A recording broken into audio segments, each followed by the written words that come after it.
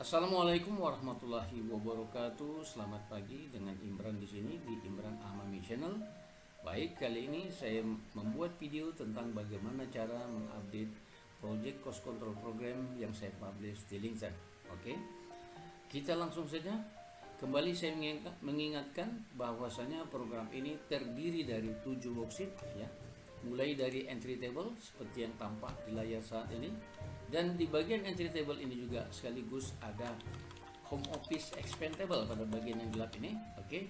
Kemudian ini ada set office expendable, kemudian ada project cost control report, kemudian ada project cash flow curve and bar, kemudian ada project cash flow, ada project cost balance di sini, dan terakhir itu ada project cost breakdown. Nah, untuk memudahkan bagaimana cara mengupdate program ini, saya sudah memberikan warna kuning pada bagian-bagian tertentu. Artinya, pada bagian yang saya sudah beri warna kuning, kita harus merubah dalam atau untuk mengupdate program ini. Oke, misalnya pada bagian project cost breakdown, ya ini pada bagian ini, kemudian turun ke bawah pada bagian ini, kemudian turun ke bawah lagi pada bagian ini dan bagian ini. Kemudian project cost balance kita geser ke kanan ya, geser ke kanan dan kita turun di sini. Ya, ini pada bagian ini juga saya beri warna kuning. Kemudian kita geser ke cash flow ya, cash flow pada bagian ini. Ya, bagian ini saja. Oke. Nah, pada bagian project cash flow curve dan bar ini kita tidak perlu melakukan perubahan apapun karena bagian ini akan berubah secara otomatis jika ada perubahan pada bagian lain ya. Kemudian pada project cost control report pada bagian ini, nah ini nanti akan saya jelaskan secara rinci karena bagian ini memegang peranan penting dalam project cost control program ini ya. Kemudian pada set office expendable pada bagian ini, kemudian pada home office expendable pada bagian ini ya. Oke. Baik. Kita kembali ke bagian entry table. Baik.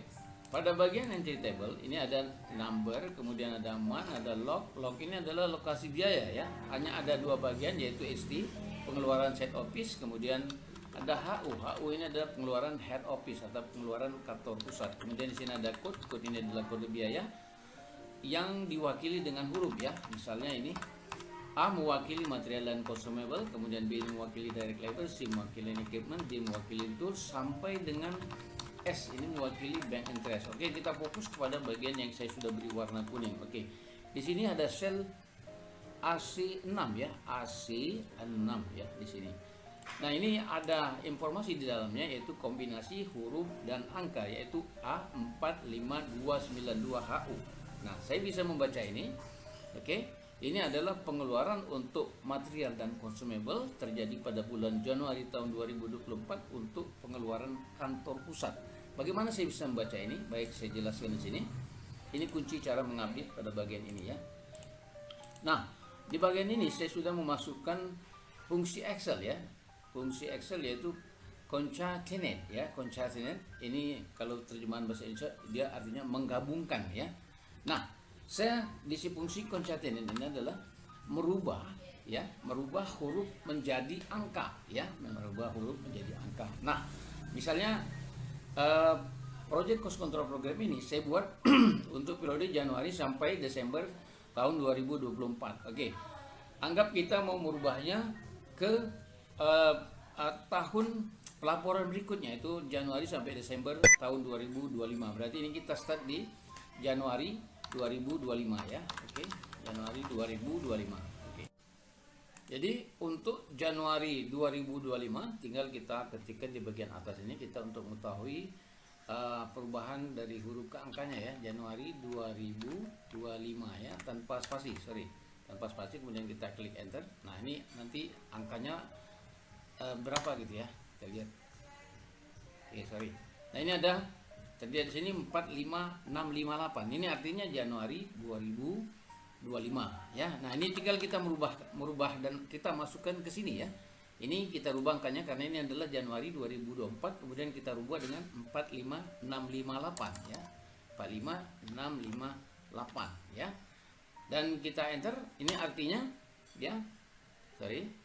Nah, ini artinya kalau kita baca ini adalah pengeluaran untuk material dan consumable untuk kantor pusat terjadinya pada Januari 2025. Kemudian kita rubah di sini juga lagi 45658 ya. Kita tinggal merubah angkanya aja tanpa merubah huruf ya. 45658.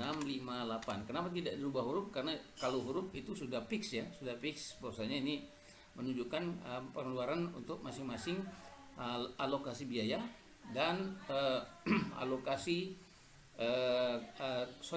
biaya dan kode biayanya ya. Oke. Kemudian ini kita enter ya. Oke. Dan ini kita membacanya adalah pengeluaran untuk ya B itu adalah direct labor, pengeluaran direct labor ya untuk kantor pusat pada bulan Januari 2025. Kemudian seterusnya kita rubah juga ya sampai ke 45658 ya, 45658. Oke. Enter. Ya. Ini artinya pengeluaran untuk equipment ya, pengeluaran kantor pusat dan terjadi pada bulan Januari 2025. Kemudian ini kita rubah sampai ujung Januari 2025. Ini kita rubah ya, kita rubah menjadi Januari 2025 dengan ketik manual seperti ini ya. Januari 2025 ya. Berarti kita udah selesai. Jika kita sudah input sampai ujung Januari 2025 ya, ini berarti kita udah selesai melakukan update pada pengeluaran bulan Januari 2025. Selanjutnya pada bulan Februari misalnya ya, Februari. Berarti tinggal ini pada bulan Februari. Oke, pada bagian 2 ini kita rubah dulu Februari 2025 ya. Oke. Tinggal kita ketik lagi di sini ya untuk melihat perubahan angka ya dari huruf ke angkanya. Kita ketik di sini misalnya Februari 2025 tanpa spasi ya. Oke, kita lihat perubahan angkanya. Oke, ya ada perubahan angka yaitu 45689. Berarti kita tinggal input di sini sebagian Februari ini 45689 ya pada bagian hurufnya saja tanpa merubah pada bagian angkanya saja 45689.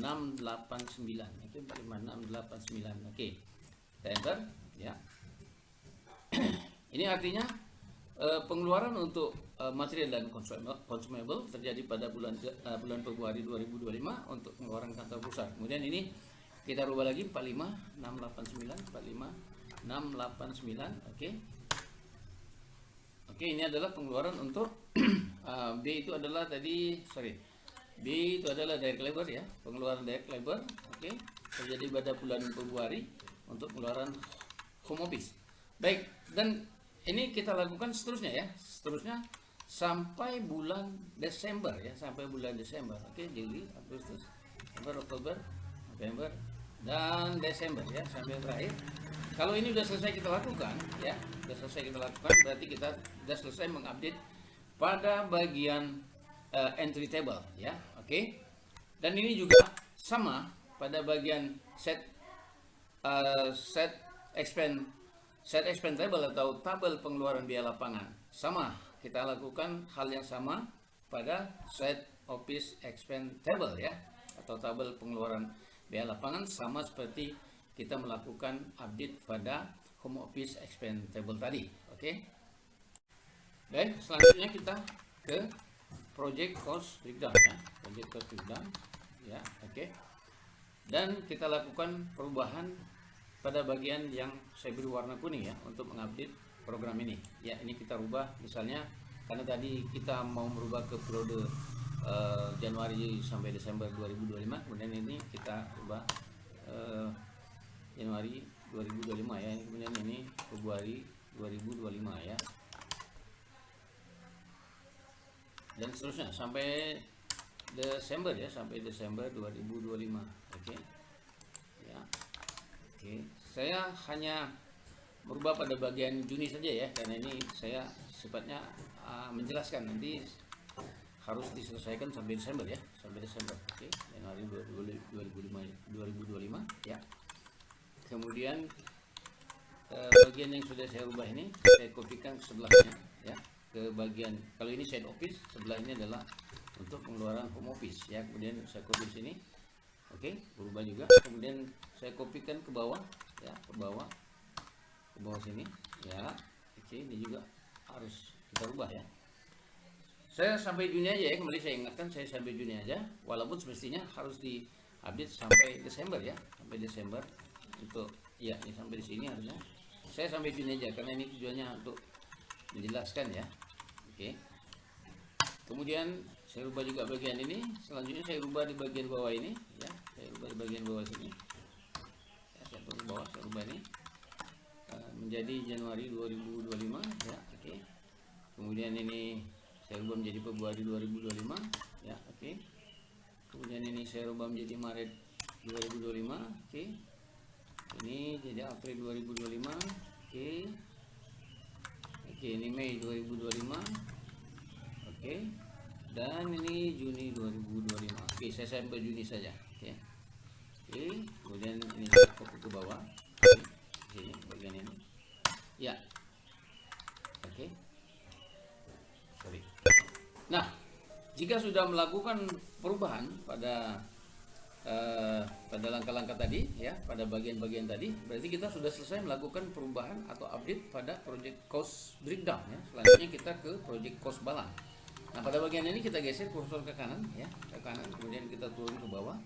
Ya, pada bagian ini ya, pada bagian ini sorry ya. Pada bagian ini yaitu pada sel ya AB37 ya, AB37 ya, ya ini. Oke.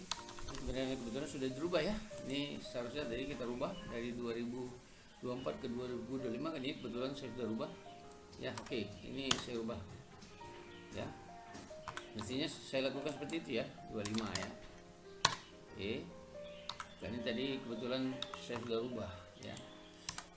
Oke, sampai bulan Juni ya, sampai bulan Juni. Oke, ya, ini. Dan ini dilakukan seterusnya sampai Desember ya, Desember. Oke.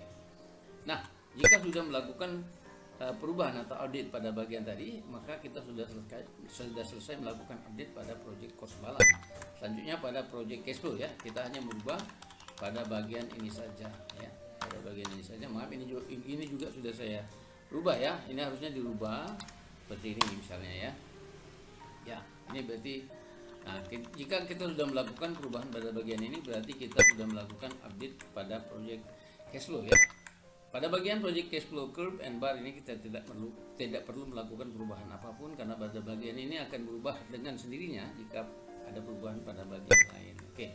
Nah, ini yang perlu saya jelaskan tadi, seperti saya informasikan sebelumnya, bahwasanya bagian ini memegang peranan kunci ya. Ini angka pada month of ini adalah menunjukkan bulan pengeluaran, bulan di mana pengeluaran biaya, baik itu biaya side office maupun biaya home office ya. Misalnya ini bulan 6, ini berarti pengeluaran biaya yang terjadi pada bulan Juni 2025 ya. 2025 untuk pengeluaran home office dan side office. Jadi jika ingin melihat pengeluaran biaya pada bulan-bulan sebelumnya ya, kita tinggal mengetikkan angka pada bagian ini ya. Misalnya itu bulan Januari itu diwakili dengan angka 1, bulan Februari diwakili dengan angka 2, bulan Maret diwakili dengan angka 3, dan seterusnya ya. Misalnya kita ingin melihat pengeluaran biaya pada bulan Maret ya, bulan Maret, berarti kita tinggal mengetikkan angka 3 di sini ya. Kita enter, terjadi perubahan di angkanya, perhatikan angkanya berubah ya. Ini artinya menunjukkan pengeluaran biaya yang terjadi pada bulan Maret ya 2025. Kemudian bulan April misalnya kita ingin tahu pengeluaran pada bulan April, kita lihat perubahan angka di sini ya. Oke. Nah, ini biayanya berubah, ini artinya pengeluaran biaya yang terjadi pada bulan April saja ya. Kemudian ini bulan 5 misalnya, bulan Mei ya. Mei di bawah pun berubah ya, Mei 2025. Nah, ini pengeluaran biaya yang terjadi pada bulan Mei 2025. Nah, bagian ini memegang peranan kunci, artinya bagian ini, jika bagian ini dirubah, maka bagian lain pada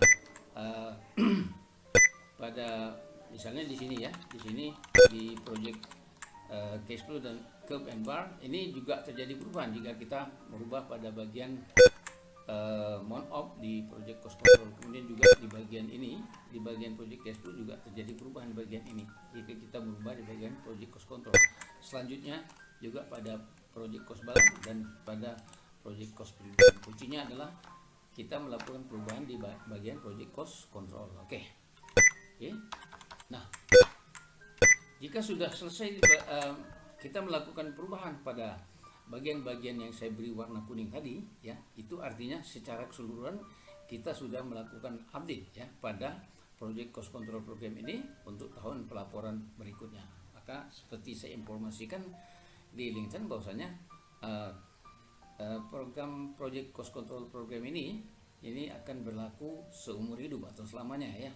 Jadi kita tinggal bagaimana cara mengupdate-nya untuk tahun laporan berikutnya. Oke.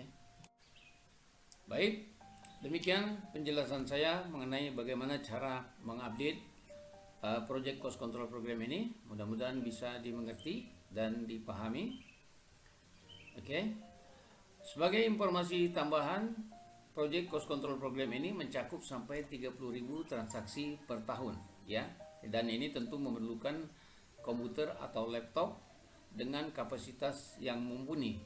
Namun jangan khawatir jika ini menyebabkan komputer atau laptopnya berjalan lambat atau kapasitasnya tidak mumpuni. Jadi kuncinya adalah kita bisa mengurangi jumlah transaksi ya pada bagian entry ya, dari 30.000 mungkin kita kurangin sesuai dengan yang atau sesuai dengan kemampuan atau kapasitas laptop atau komputernya ya. Jadi tinggal menghapus bagian ini misalnya dari 30.000 sampai ke bagian yang kita sesuaikan dengan kemampuan atau kapasitas komputer atau laptop kita ya. Kemudian setelah itu kita klik kanan, kita klik delete, kemudian kita klik row di sini, kita klik OK. Oke. Dan mudah-mudahan dengan dikuranginya jumlah transaksi ini bisa membantu mempercepat atau sesuai dengan kapasitas komputer atau laptop kita dalam mengoperasikan program ini. Demikian video ini, mudah-mudahan secara keseluruhan bisa dimengerti dan dipahami. Oke. Dan jika Anda menyukai video ini, pastikan Anda sudah subscribe. Dan saya sangat berterima kasih atas dukungan atau support yang diberikan. Sampai jumpa pada video selanjutnya. Assalamualaikum warahmatullahi wabarakatuh.